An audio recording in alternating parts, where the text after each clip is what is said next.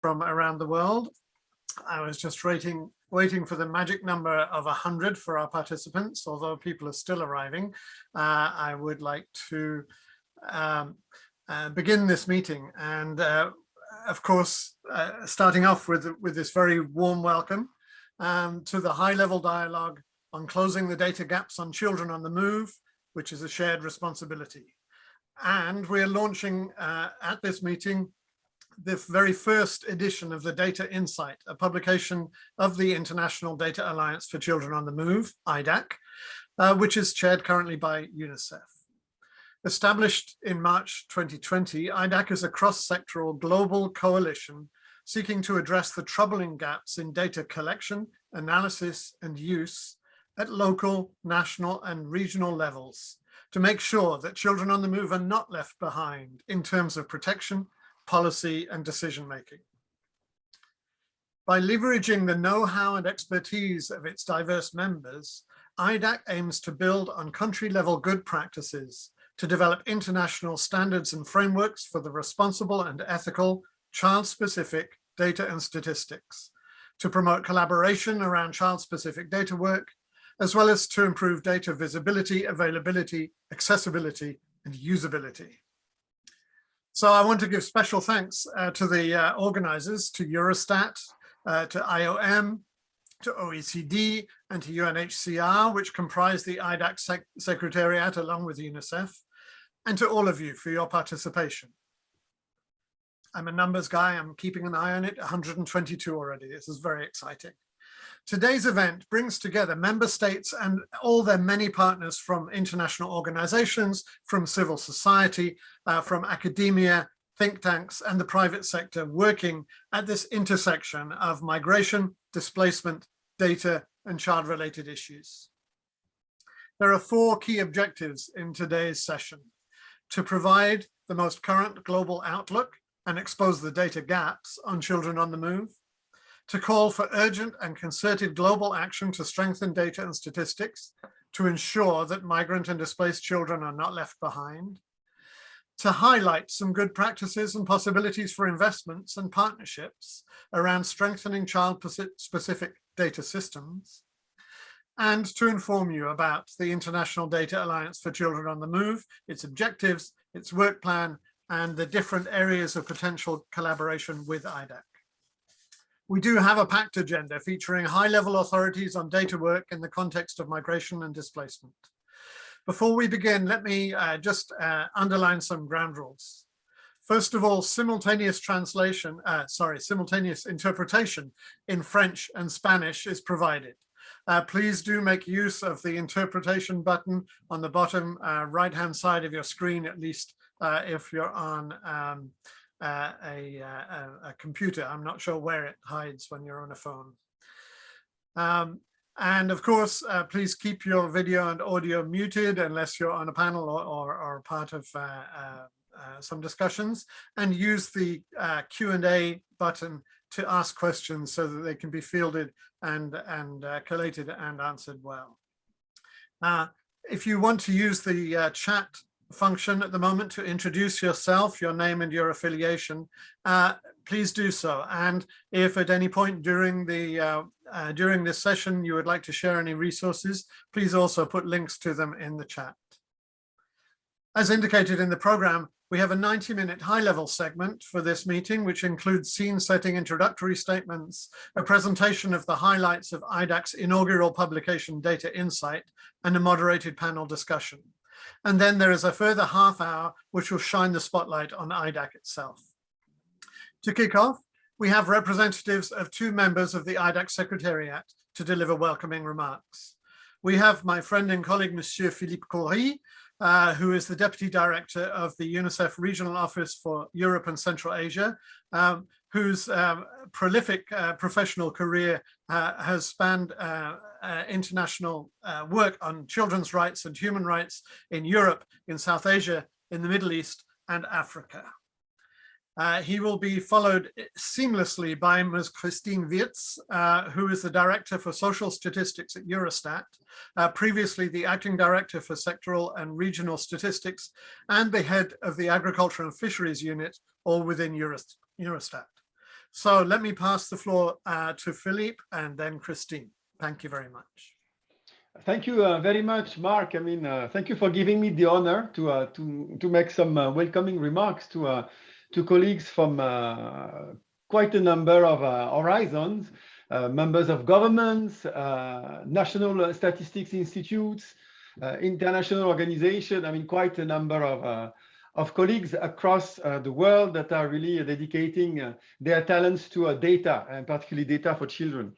And particularly Eurostat, IOM, OECD, and UNHCR, with whom we are pushing this initiative. And I think only partnership can be, helping us achieving this challenge of getting data for children on the move. We have in this region a 25 years old partnership called Transmoney with National Statistics Institute around data for children. So really coming up together regularly, in terms of how to build up and consolidate this data with best practices in terms of collecting. Sometimes, collecting data from children and with children is sensitive. So you need also on the how to work together around these best practices, this sharing of experience and knowledge, as on the long run, after 25 years, ensure that quite a number of data that we are bringing the evidence for good policy and relevant policy making by governments and other international organizations. So we firmly believe in that approach. So this is a particular partnership around children on the move. I mean, there are about 70 million children on the move, half of them migrants, as they are being called, and it's another displaced by disaster, conflicts, poverty, climate change. I mean, you name it, you have it. More than ever, children are on the road, scared for many of them actually, and still hoping for a better future. And I've been lucky enough to meet many of these children on the road in various camps across my more than 30 years with UNICEF. So definitely I see them more as not only as victims, but as opportunities.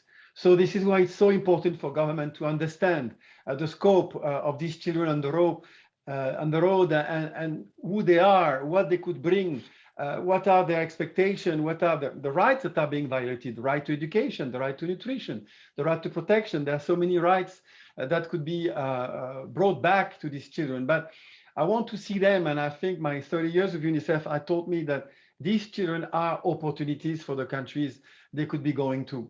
So it's very important that governments in particular, and systems of government, when it comes to statistics and national statistics, take this dimension of children on the move very seriously, so that we could really make the best of these opportunities that these children represent. So it's really about working together around an opportunity for our world that ultimately, is bringing peace through the hope of these children, fulfilling their rights by bringing the evidence of what they need and what they could bring and who they are. So that's something I see as a very good investment of these organizations, governments, statisticians together. And that's something that is not so complicated to do, honestly, when there is a political will, when we can use and leverage all these new techniques and approach and technologies that could be helping us in getting these data that are so important for this policy making. I think it is something very achievable. So big thank you, wishing the discussions to be fruitful and leading to very practical and tangible outcomes, as it does for our own partnership around Transmoney for data for children. Big thank you. Thank you. Back to you, Mark. Thank you so much, Philippe. That's it's really exciting and inspiring, and especially to be able to bring in the experience of having met so many of these children in so many different parts of the world. That's really important. Thank you. Christine, can I bounce to you for some remarks from Eurostat's point of view? Yes, sure. Thank you. Thank you. Let me join everybody, Mark and Philippe, to welcome you all to this event, not only on behalf of myself, but also Eurostat, and behalf of all the IDAC members who are the members of the Secretariat, the Advisory Board, and all the other members of the Alliance. Philippe, you already named them. Eurostat is really very grateful to welcome you to this high-level panel, and we are also proud to have been involved in the initiative right from the call to action protecting children on the move starts with better data, which was actually launched in 2018 and was jointly supported by the partners, the UNICEF, UNHCR, IOM, OECD, and Eurostat. And this call urged all the countries to prioritize actions to fill the data gap and to including also the child-specific measures in the global compacts on safe, orderly, and regular migration, and also the global compact on refugees. And since then, IDAC formally started in 2020. The initiative has quickly grown to become a global alliance of stakeholders from various countries, regions, continents, and it brings together practitioners, statisticians, research, policymakers, all with the common aim, and also your presence of, now I lost the number, but I'm a number person as well. You don't see it on the screen. All the presence of these numerous people here today, of all of you, shows how important this topic, children on the move, actually is. And monitoring the situation of the migrant children must surely be one of core policies objectives all over the globe. And it certainly is so for the European Commission. And therefore, we have put forward a comprehensive EU strategy on the rights of children and the European Child Guarantee. And these two major initiatives together really aim to better protect all the children, to help them fulfill their rights and potential, and also to place them right in the center of EU policy making, where they deserve to be, I would say. To give you also some numbers from the European perspective. So last year, the EU received 420,000 first-time asylum applications, and almost 1/3 of them came from children. And 10% of these children were alone, not accompanied by a responsible adult. Certainly, COVID, the pandemic, has had an impact on the moves around the globe and into the EU, and the number of registered asylum applications was reduced by 1/3, but the number of children seeking asylum has not changed. So the number of children stayed the same, and I think this is something we have to be aware of. Children are forced to leave their homes, sometimes without their families. Just look at the situations. Well, you mentioned examples, Philippe, but look at Syria, look at Afghanistan, and many other places in the world where it really looks dramatic. And children may have been left behind by their parents because they search for a better life, they search for a better future for their children. And yeah, they are in situations really where our urgent attention and our absolute commitment is needed to inform decision makers to make evidence-based decisions. And let me just once again highlight 3 of the main objectives you mentioned for Mark, but let me just stress again 3 of them. To promote the awareness about the scarcity of data and information available, and the lack of visibility of these displaced boys and girls. And also, secondly, the call for an urgent and concerted global action to strengthen data and statistics on these children. And thirdly, highlight the opportunities for investment and partnership. You mentioned also show what IDAC is about, that we will see today. Thank you very much for listening, and back to you, Mark, and looking forward to the panel. Wonderful. Thank you so much, Christine and Philippe. Thank you for those expressions of leadership and the deep concern we have to be able to find where these children are and what's happening to these children so that we can guide policies to support them at their very best. So many thanks to you both. I'd like to turn now to another opening panel, which is quite different again. We have 2 excellent speakers lined up, not that you 2 weren't, with Ms. Masoon Al-Melhan, who is a Syrian refugee and education activist. She's been campaigning for children's education in emergencies since she was forced to flee Syria in 2013. And in June 2017, she became the youngest Goodwill ambassador to UNICEF.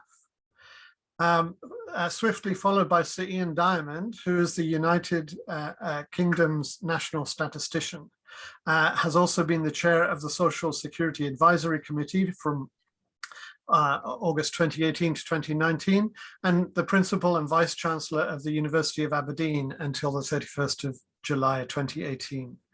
So Mazoon, if I could pass the floor first to you, I'm really looking forward to hearing what you say. Thank you. Thank you so much, Mark, and it's so great to be here with everyone and to hear all of you. So as a background, I am from Syria, and also I am education activist, and now I am UNICEF Goodwill Ambassador. So in 2013, I was forced to flee my homeland with my family, and they had to live in refugee camps in Jordan before resettling in the UK late 2015.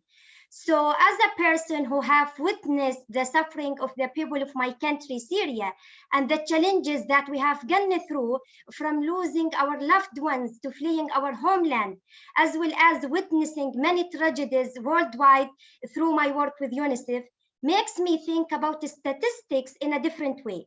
I look to numbers as stories, and each number is not only a number. There is behind each number a story of a human being who's forced to flee his or her homeland, like myself, or someone is unable to go to school, or even individuals who have lost their lives or the lives of their families in the war. Statistics are indeed so crucial, as they make us think about the scale of the disaster that millions of people are facing around the world. And most importantly, data can help us to solve the obstacles that are facing people and reduce their tragedies. It is a crucial time, more than ever before, for the statistical community to build partnerships, pursue data innovations, as well as finding new measures that can indeed strengthen data and statistical systems.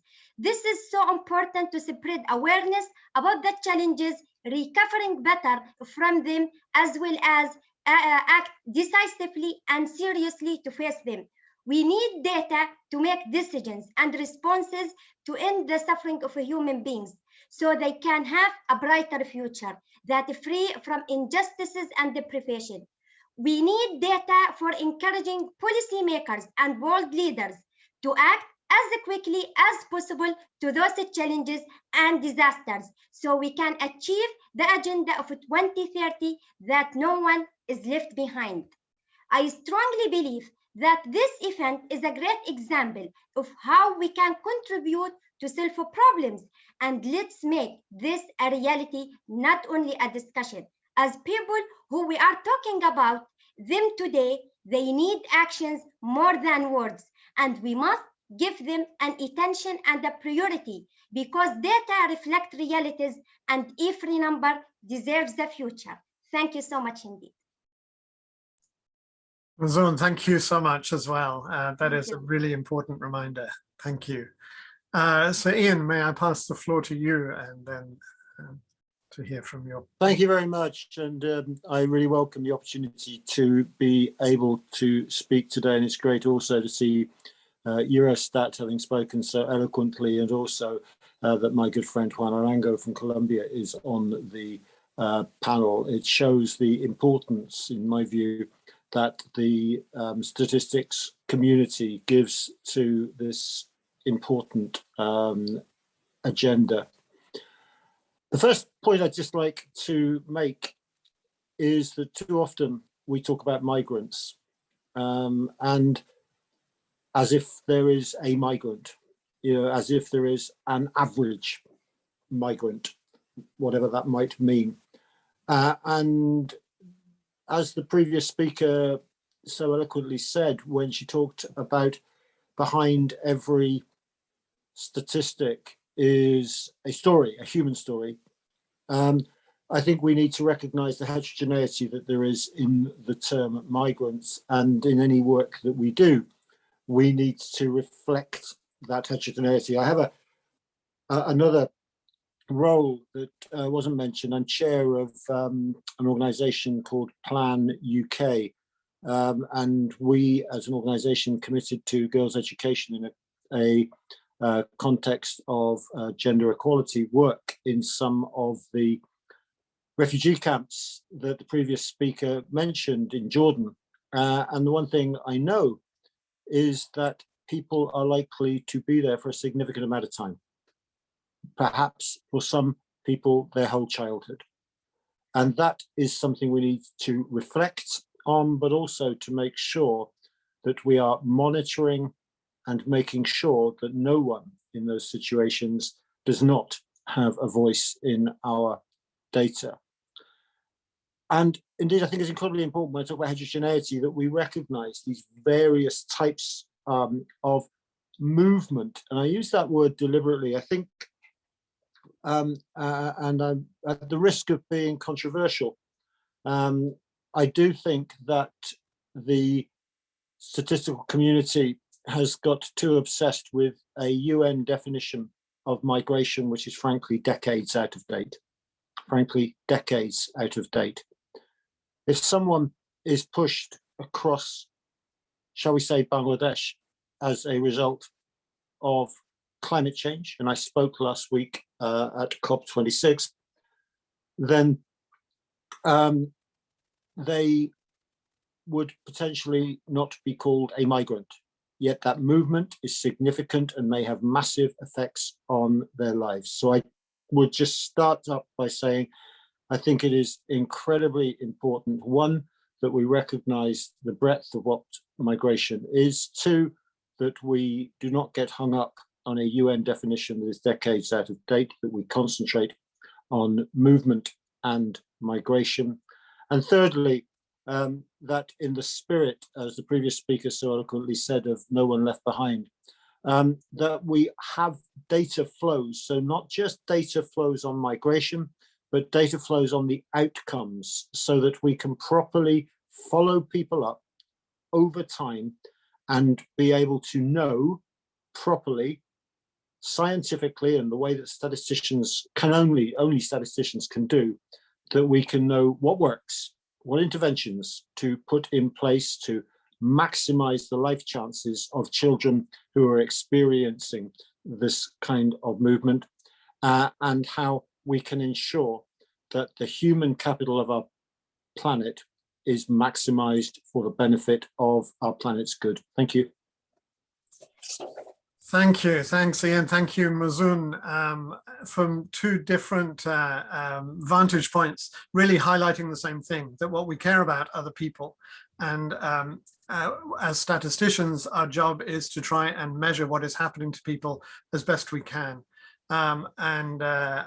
May even dare to say that calling this alliance, the Alliance of Children on the Move, is partly speaking to what you were saying, Ian, which is that children move for all sorts of different reasons, and how we categorize them is a statistical artifact, but what we care about is what's happening to them. Are they being supported? Are they getting the right outcomes? So really inspired by both of those. Thank you very much. And of course, we're very excited to have the government of the UK as part of the Alliance. So thank you for being here in that role as well.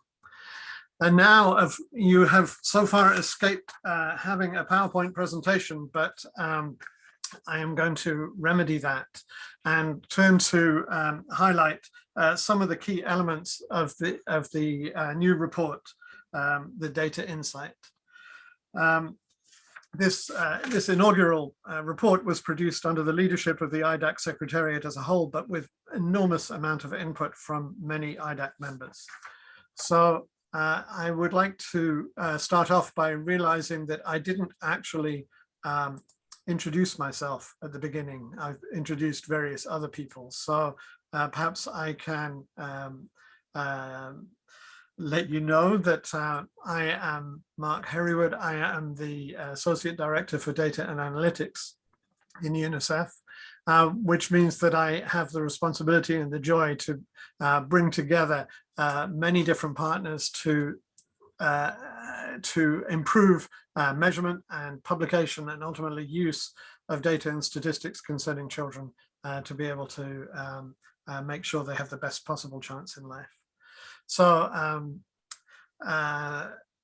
this alliance that we're proud to be part of is very much part of that. It's saying, what is it that we all can do to work together to make sure that the data and statistics are available to be able to make a difference for children. Today, there are more girls and boys on the move than ever before, and many of them urgently fleeing conflict, violence, or disaster. And as Ian was pointing out, increasingly, these are related to climate change as well. Many see their rights violated to an alarming degree, yet many of them live in invisibility. And so that's why we're here today, to ensure that these children no longer live in the shadows. And a crucial first step is building and improving data collection efforts around the world. IDAC is uniquely positioned to inform and drive these improvements and ensure migrant and displaced children can access the rights that they have been promised. So that's why this week, IDAC launches this first data insight publication, Missing from the Story, the urgent need for better data to protect children on the move. It joins IDAC's growing body of public goods that are shedding light on the data gaps that harm migrant and displaced children and proposing how we can work together to address them. Data Insight captures many of the reasons we're here today and why the work of IDAC is so urgently needed. It uses the most recent available data to share the scope and scale of migration and displacement among children around the world. It examines the damaging data gaps that prevent us from protecting migrant and displaced children. It captures the role of IDAC, who we are, what we stand for, why our work is critical, and how we plan to work together to leverage data as a means to uphold the rights of children on the move.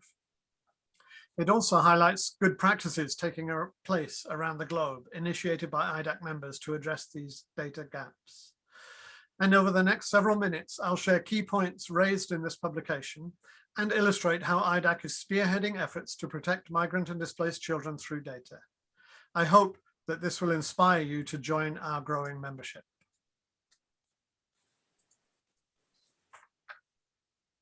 Data Insight uses the latest available data to present 9 key facts about children on the move. I'll summarize a few of the big takeaways. At the end of 2020, 35.5 million children were living outside the country of their birth. This includes migrants and refugees. The number of refugees among them has more than doubled, from 5 million to 11 million since 2005. An estimated 33.7 million children, 1 in 69 children globally, were displaced within borders or across them as a consequence of conflict and violence. This number is climbing. It doesn't show any signs of slowing down. And in addition, disasters are another large driver for displacement. Together, violence and conflict and disaster account for an estimated 23.3 million children living in internal displacement at the end of 2020. These numbers make it clear that children are moving around their country and around the globe on a massive scale. And in many cases, they're being forced to do so. The data we have point to the sheer scale of their movement, but do not capture the specific circumstances, nor the severity of the intense risks and challenges involved. We know these children commonly face rights violations as they move. We know that many endure intense hardships and deprivations, and in many cases, their basic needs are not being met. We know that many are traveling alone, without a parent or legal guardian, which means without the protection and resources needed for a safe journey. And we know that the ongoing COVID-19 crisis has made many migrant and displaced children more vulnerable than ever before. But there is so much we don't know. We do not know the scale and scope of these rights violations. We do not know where they are happening and which children are most at risk. But we've promised to protect these children. Their rights are formalized in a number of agendas and conventions. The United Nations Convention on the Rights of the Child sets out the civil, political, economic, social, and cultural rights that all children everywhere are entitled to, including migrant and displaced children. The SDG agenda calls for leaving no one behind and includes 37 child-focused SDG indicators, defining the need to protect all children and realize their potential. And migration is a cross-cutting issue on all of the SDG targets. The two global compacts on migration and refugees also highlight the need to have a child-sensitive approach in relevant work. The international community has made commitments to upholding these frameworks, and that means drawing migrant and displaced children into the conversation with urgency, and begins with collecting the data on these children to understand the particular circumstances of their lives. First, and what is really most troubling, is that we do not know the real scale of migration and displacement. Our numbers are often derived from estimation with many assumptions which are far from complete. Some estimates will fall short. Some may even overestimate. So what is actually missing from these data? What are the major gaps? For many populations of children on the move, there are simply blank areas on the global map that obscure the details of their movement. An unknown number of children are traveling alone or unaccompanied across Western Africa, the Horn of Africa, Southern Africa, and from Southern Asia. Data that capture children traveling unaccompanied are generally available only for European countries and for selected other countries or situations like the US border with Mexico. But even those numbers cover only a selected population of registered or apprehended children on the move. Similarly, information on mixed migration movements is sparse.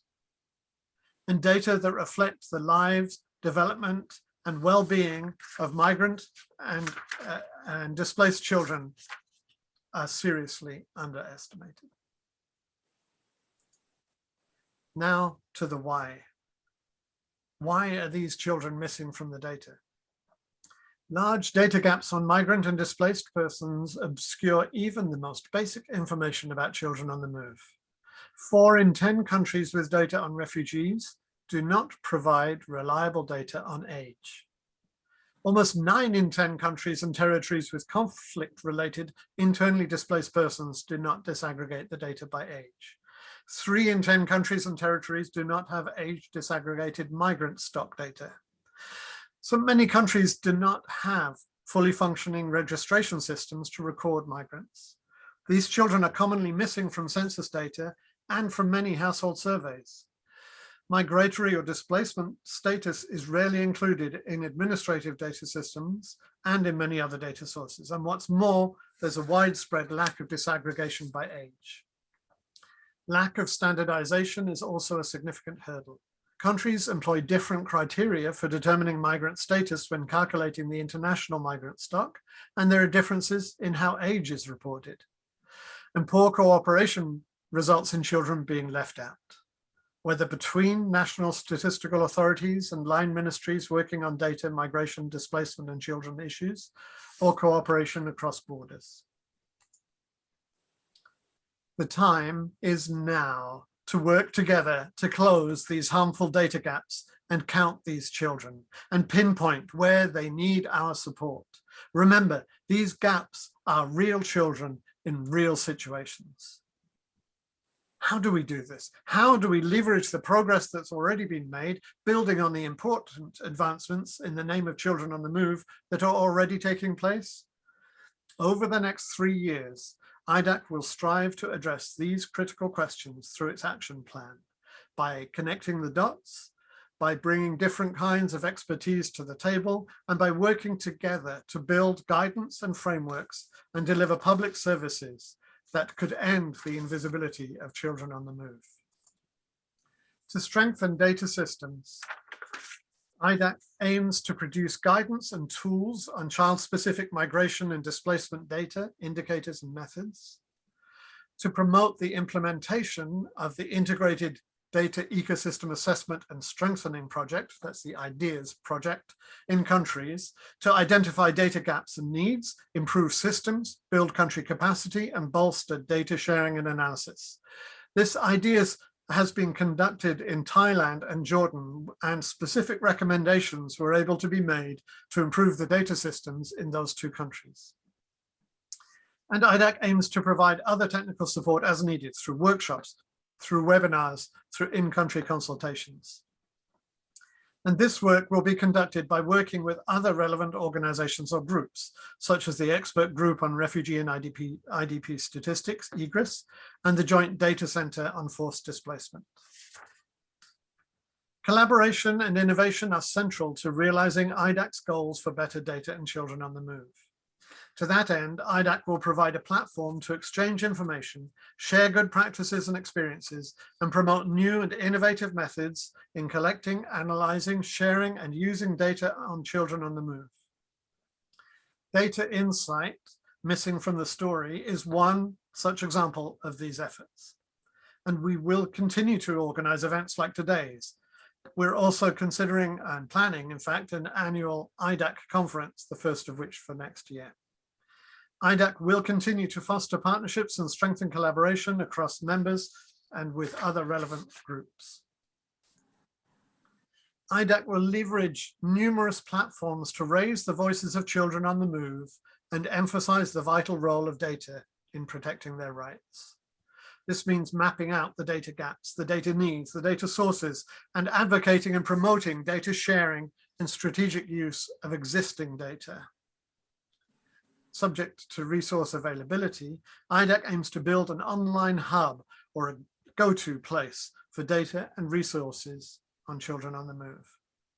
I want to emphasize here that data on the move, what I want to emphasize is that children on the move themselves must be able to access these data on their lives and hold stakeholders accountable. We must never forget it is they who have the most to gain and to lose if we do not act. 4 IDAC working groups will translate IDAC objectives into concrete outputs through peer learning and co-developing standards for data collection, analysis, sharing, and use. These groups that you see on the slide will identify challenges related to child-specific migration and displacement data and generate practical solutions, public goods like publications, guidance materials, and services such as capacity building training and strategic partnerships. Working groups will align activities with existing statistical expert groups, such as the ones that I have just mentioned. To ensure that the IDAC objectives translate into better outcomes for children on the move, we'll capitalize on the diverse experience and expertise of IDAC members, from national statistics offices and line ministries to international and regional organizations, non-governmental organizations, think tanks, academia, and civil society. We will leverage the political will and capacities of all these different actors to deliver on global commitments on child protection, on the 2030 agenda, and on the 2 global compacts by improving child-specific data and the evidence base for policy and program design. We have so much to learn from each other. For instance, you'll see that IDAC's Data Insight publication has highlighted many good practices and investments that IDAC members have already taken to close the data gaps on children on the move. I can't cite all of these initiatives, and anyway, I want you to read the whole report. So I do invite you to access that publication and to look at what we are learning from each other already. And emphasize again, every one of these initiatives is improving children's lives and furthering overall sustainable development goals. They show what is possible when strategic action is taken. Progress is being made, but it's just at the beginning. Much more needs to be done to make this a reality and to ensure children on the move are seen, protected, and given the chance to thrive. The uncertainties and gaps we see in the evidence base have direct repercussions on the lives of migrant and displaced children. Sound foundational data on children on the move should be the minimum standard across all countries. There's never been a more crucial time than now for international and domestic investment in better data approaches and partnership building. IDAC needs your engagement and crucial support, political, technical, and financial, to help translate our aspirations into reality over the next few years. And in this regard, I really want to thank and recognize the leadership and investments made by Secretariat members in driving the Alliance forward so far. I look forward to engaging with all of you today on the way forward and strongly encourage you to join our efforts, and if you are not already there, to become a member of the International Data Alliance for Children on the Move. Thank you very much. And we look forward to working together for a brighter future for all those children. In the spirit, let me just stop sharing screen. In the spirit of cooperation and partnership, IDAC Secretariat members work together to fulfill any task at hand, such as the production of the IDAC Insight and the organization of this dialogue. And in this vein, I'm handing over the floor now to our co-secretariat members. Jean-Christophe, I would like to hand to you to lead the moderated panel. Just to say, as I hand over, Jean-Christophe Dumont has been the head of International Migration Division of the Directorate for Employment, Labour and Social Affairs at the OECD since 2010. He's responsible for the publication of the OECD Annual Report, International Migration Outlook, and other OECD publications related to international migration. Jean-Christophe, the floor is yours. Thank you so much, Mark, for the introduction, but also for your brilliant and eloquent presentation of the issues at stake and of what IDAC can help in this regard. Good morning, good afternoon, good evening, everyone, depending on where you are. It's my privilege now to share the first panel in this high-level dialogue organized by IDAC on the urgent need and call for concerted global action, investment, and partnership to strengthen data and statistics on children on the move. And for that discussion, we have an outstanding panel. We have first Mr. Felipe González Morales, who will contribute with a video message. He will start in a minute. Mr. Philippe González Morales has been the UN Special Rapporteur on the human rights of migrants since 2017. He is professor of international law at the Diego Portales University in Chile, where he is also the director of a Master in International Human Rights Law. After his video message, we will have 3 speakers for an interactive panel with Mrs. Cecilia Jimenez Damari. Mrs. Cecilia Jimenez Damari has been the special rapporteur on the human rights of internally displaced persons since 2016. She is a lawyer in human rights and international humanitarian law with specialization in forced displacement and migration. Also, we will have Mr. Juan Daniel Oviedo Arango, who is appointed as Chief Director Statistician of Colombia in August 2018, and the General Director of DANE, the National Statistic Office of Colombia. Previously, he was the Director of International Planning and Research and Director of the PhD School of Economics at the Universidad del Rosario of Bogota. And last but not least, for this panel, we will have Mrs. Leila Ben Ali, who is the head of statistics division at the African Union Commission. Mrs. Ben Ali has 42 years of experience in statistics, gender, building capacity, and evaluation of development projects and policy. But without further ado, let me now turn to the video message by Mr. Felipe González Morales.